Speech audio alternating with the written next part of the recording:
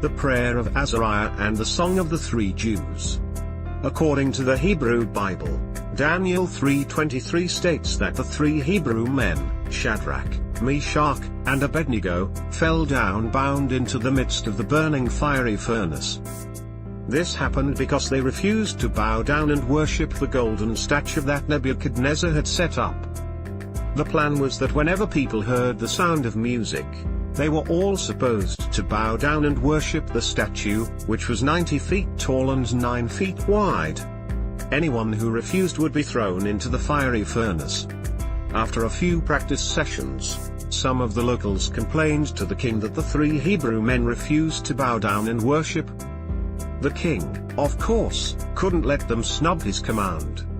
So he called them together and offered them a second chance to right the wrong they had committed. The consequences were clear if they refused. They would be tossed into the fiery furnace, and the king asked, "Who is the God who can save you?" Shadrach, Meshach, and Abednego pretty much didn't care what the king threatened to do. They knew that the God they served could rescue them, but even if he didn't, they would refuse to worship the golden statue. Needless to say, the king turned purple at this point and ordered the furnace to be heated 7 times hotter than usual. He commanded that the three men be bound and thrown into the furnace. Unfortunately, the furnace was so hot that the guards who threw them in were killed. Shadrach, Meshach, and Abednego fell into the midst of the fire. The prayer of Azariah would be inserted at this point.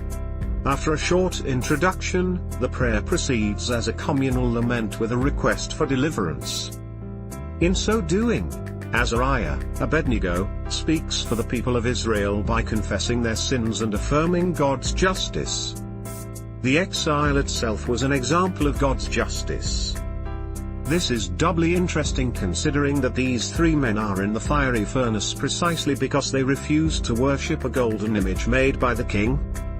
In so doing, they were able to remain true to their God. Nonetheless, they now speak for sinful/idolatrous Israel.